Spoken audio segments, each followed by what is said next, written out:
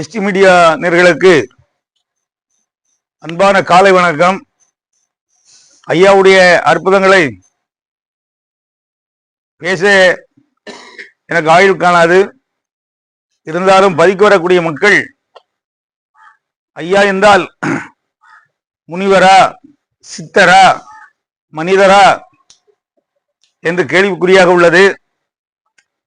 வட திசையிலிருந்து வரக்கூடிய மக்களுக்கு இந்த ஐயாவுடைய அற்புதங்கள் தெரியாது.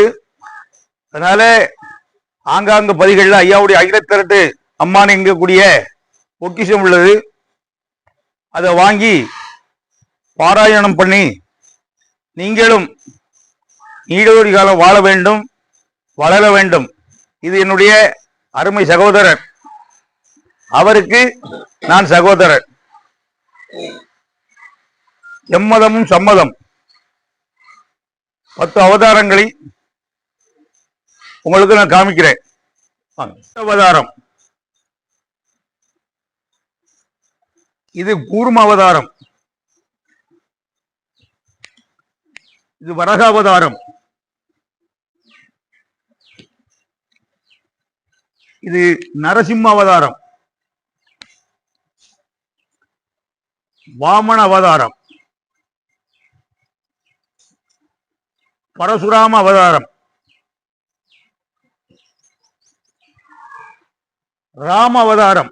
இது மக்கள் எல்லாருமே தெரிஞ்சிருப்பிய. மற்ற அவதாரங்களை பத்தி மக்களுக்கு தெரியாது. ஒவ்வொரு அவதாரமும் நாராயணர் எடுத்த அவதாரம். இந்த அவதாரம் தான் மக்களுக்கு எல்லாம் புரியப்பட்டது, தெரியப்பட்டது. இது பலராம அவதாரம், 8வது அவதாரம். 9வது அவதாரம் கண்ண அவதாரம். பாண்டவர்களுக்காக வேண்டி, பாரத போருக்காக வேண்டி எடுத்த அவதாரம் இது. இது கல்கி அவதாரம். இருப்பதிலே பெரிய அவதாரம் கல்கி அவதாரம். கலி அவதாரம் முடிச்சு தர்மயுகத்துக்கு இந்த 10,000 ஆண்டு உள்ளது.